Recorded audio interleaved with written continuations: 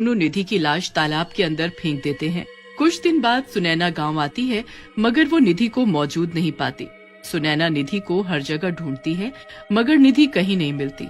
सब गांव वाले उससे कहते हैं कि निधि कुछ दिनों से दिखाई ही नहीं दी। सुनैना निधि की माँ से भी पूछती है, माँ, क्या निधि गांव से कहीं बाहर गई हुई है क्या? मैंने हर जगह ढूंढा लेकिन वो मुझे कहीं नहीं मिली। नहीं बेटी, मैं खुद कुछ दिनों से परेशान हूँ।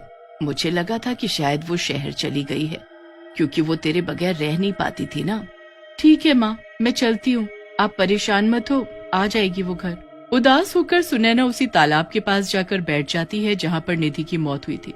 सुनैना वहाँ पर रो रो कर निधि को याद कर रही होती है। मेरी प्यारी सहेली निधि, तुम कहाँ चली गई? मैंने तुम्हें हर जगह ढूंढा लेकिन तुम कहीं नहीं मिल रही।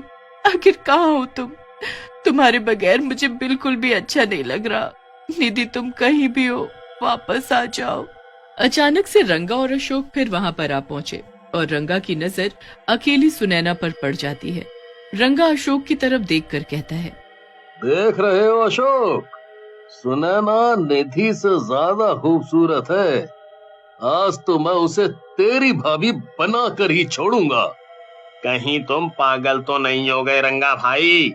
अभी कुछ दिन पहले ही इसकी दोस्त निधि यहीं मरी थी। हमें यहाँ से चलना चाहिए। मुझे कुछ ठीक नहीं लग रहा। तू तो हमेशा से डरपोक रहा है साले।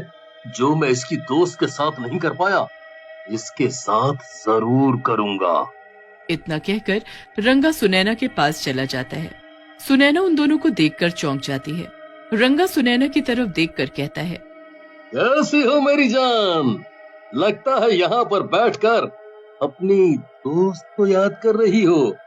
कभी कभी हमें भी याद कर लिया कर जाने मन। रंगा ने ये बात कही ही थी कि अचानक चारों तरफ हवाएं चलने लगती हैं और तालाब के अंदर से अजीब अजीब सी डरावनी आवाजें आने लगती हैं। ये देखकर रंगा और अशोक बुरी तरह से घबरा जाते हैं और देखते ही देखते तालाब के अंदर से एक भयानक चुड़ैल निकलती है और रंगा और अशोक का गला पकड़ लेती है और उनकी तरफ गुस्से से कहती है, क्या बात है मेरे राजा, आज मुझे देखकर प्यार नहीं आ रहा? आज मुझे देखकर प्यार नहीं करोगे? चुड़ैल! अशोक भाई, ये कहां से आ गई? हाँ, मैं चुड़ैल हूँ।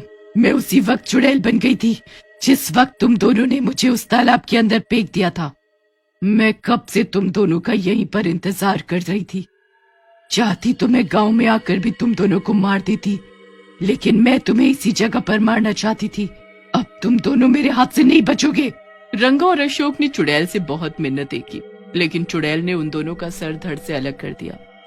सुनैना ये सारी वारदात बहुत गौर से देख रही थी। उसने चुड़ैल से डरते डरते कहा, मुझे मत मारो चुड़ैल जी, यहाँ पर मेरी दोस्त अकेले अक्सर बैठ जाती थी। मैं उसी की याद में यहाँ पर बैठी हुई थी, मुझे जाने दो। चुड़ैल सुनैना के करीब आ गई और उसने सुनैना से कहा, कैसी हो मेरी प्यारी सुनैना?